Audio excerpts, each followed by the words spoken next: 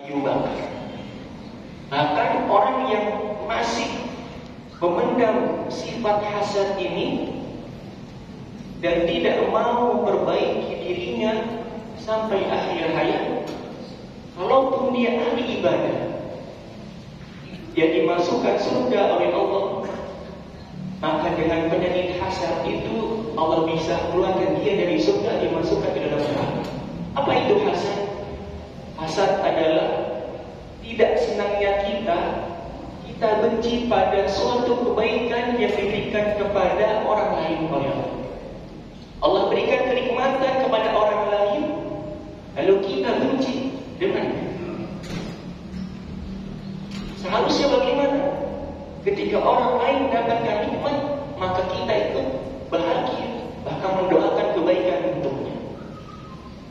Lalu apa sikap seseorang yang ketika menerima berita hasad? Karakter yang harus kita tanamkan dalam diri kita pada zaman adalah jangan kita cepat percaya.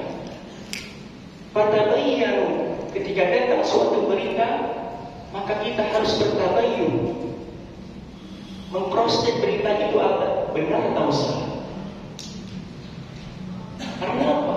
Karena sayang hati kita terlalu jernih dan bersih menerima informasi yang tidak baik, yang tadinya bersih terkontaminasi oleh berita yang tidak benar, maka hati kita kotor.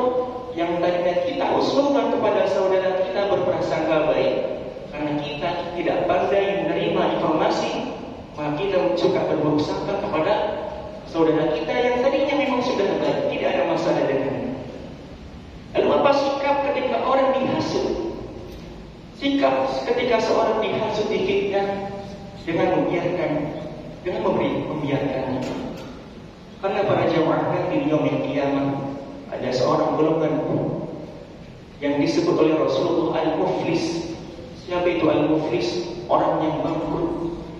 Ternyata al-muflis ini adalah seorang ahli ibadah, ahli Quran, ahli tahajud, ahli shaum, tetapi di yaumil qiyamah ternyata dia tidak pandai menjaga pandangannya, tidak pandai menjaga lisannya, tangannya untuk tidak menzalimi saudaranya. Maka di yaumil qiyamah orang-orang yang dizalimi, diambil haknya oleh orang lain, akan menuntut. Lalu apa yang kau mau, kata Allah? Aku mau pahalanya untuk saya. Akhirnya ahli ibadah yang tadinya memiliki banyak pahala diberikan pahalanya kepada orang yang dizalimi. Ternyata ketika sudah habis pahala seorang ahli ibadah, masih banyak orang-orang yang dizalimi olehnya. Lalu apa yang dilakukan? Ternyata kalau misalkan dia sudah tidak memiliki pahala, maka biarkan dosaku untuknya. Akhirnya ahli ibadah yang tadinya banyak pahala menjadi al-muflis, seorang yang bangkrut, mendapatkan dosa daripada orang yang dizalimi. Alhamdulillah.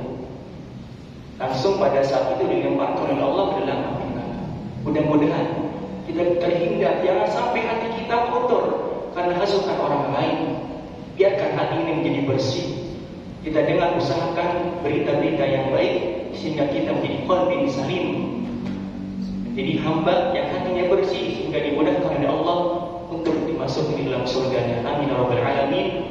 Subhanakallahumma wa bihamdika asyhadu an la ilaha illa anta astaghfiruka wa atubu